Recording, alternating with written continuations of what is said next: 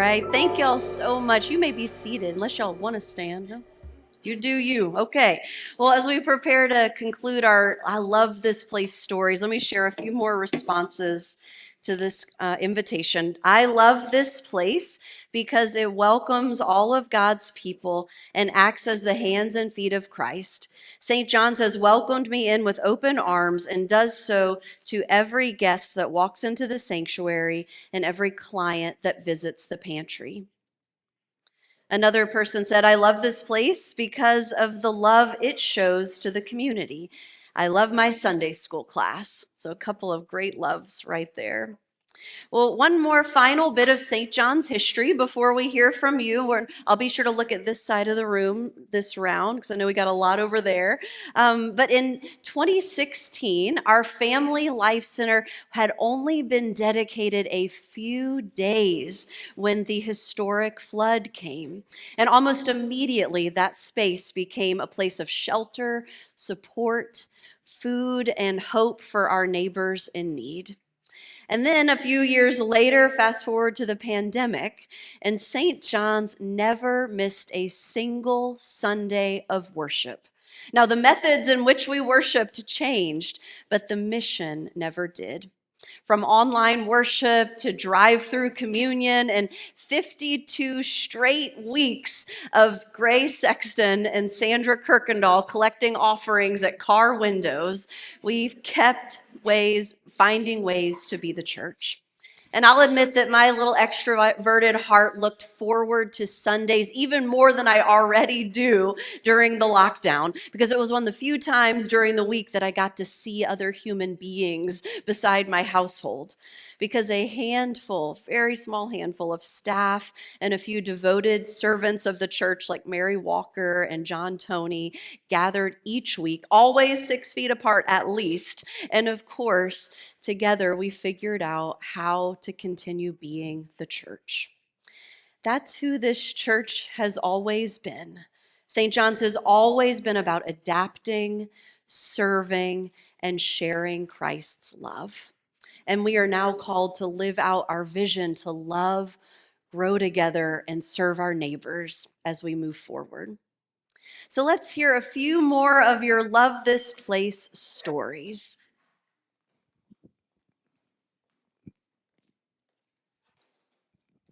Richard and I came, I think it was 1994. He's the historian.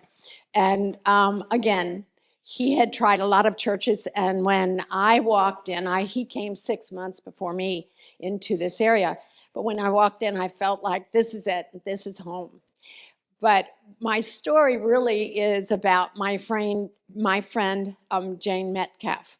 So we started coming here, and it's going to make me cry. It's silly. Anyway, we were coming to church, and we loved it, and Jane invited us to Sunday school. And my first thought was, geez, Louise, we're coming to church. And literally, Richard and I asked, do we want to get up that early?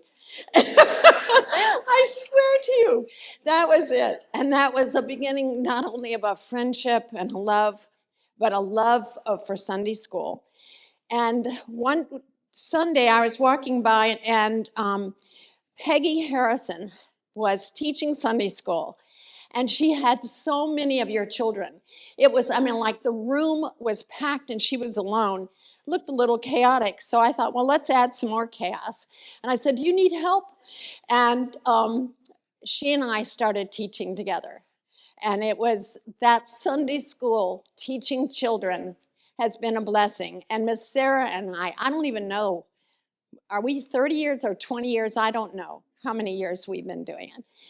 But Sunday school, where we come and we listen to your children and your grandchildren, and they fill us up from the bottom of our feet to the top of our heads with the love of Jesus Christ. We thank you. I love you, St. John, for this. Thanks, Mary. Good morning. I think this morning was a great metaphor for why I love this church. Alice and I were rolling into the parking lot at 10:01 And I was prepping her. We're going to walk in late. We got to be quiet. We got to sneak in. And as we're getting out of the car, the Eisenhowers are walking up. Ben and Julian are walking up. So instead of sneaking in embarrassed, we got to walk in community.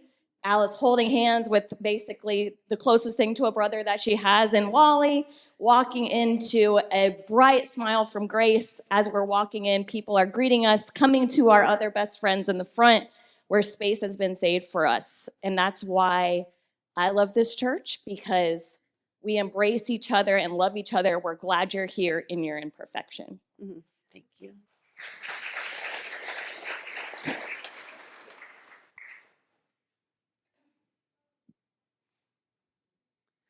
Richard's going to tell the other half of the Danberg story. It's a real story.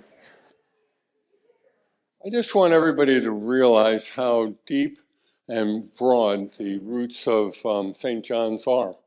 One of the programs that goes on that many of you may not even be very aware of is the VITA program. VITA is Volunteers in Tax Assistance. Last year, over the tax year, the VITA setup over there by the Family Life Center met with over, well, close to 500 clients, and the total amount of the refunds that resulted from that work, working with the clients, was over $500,000. And when you compare that not only to what was accomplished, but to what was avoided, most of those people, probably all of them, would have had to go to H&R Block or somebody like that would have charged them. We obviously do it for free. Again, the point is that the roots of St. John's go deep. And sometimes they're quiet and sometimes they're even silent. But you need to be aware, I think, of how much love this place puts out. Thank you. Thanks, Richard.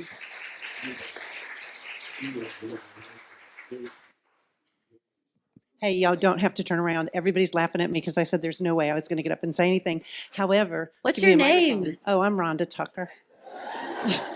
And listen, I'm going to say this because of what John Tony said, Bob May, Cade Carter, and Donald Avery, 3 men that gave the best hugs you'd ever have in your life. And when we were talking Sunday school teachers, so little Miss Jeanette McMurray over there today can't go by without her being acknowledged. She took me under her wings, and we taught the 18 to 36-month-olds for about 1,000 years. And we had some of the most amazing children.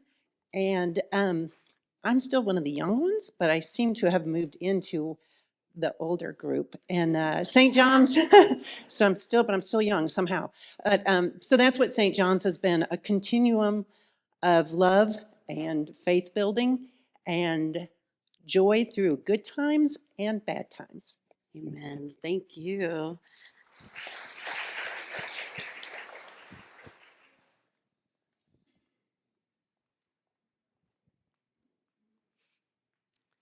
Thank you all so much for sharing just a little bit of a slice of how important being a part of the life of the church has been for your own life. Let me share one final card from leaders. This one says, I love this place because it is welcoming to all, serves all, and loves all. What we've heard today are stories that remind us that St. John's is more than a building. It's more than programs. It's a community of faith that has been shaped for generations by love carried forward by those who've gone before us and people who have chosen countless times to love this place, to love these people, and to serve our community.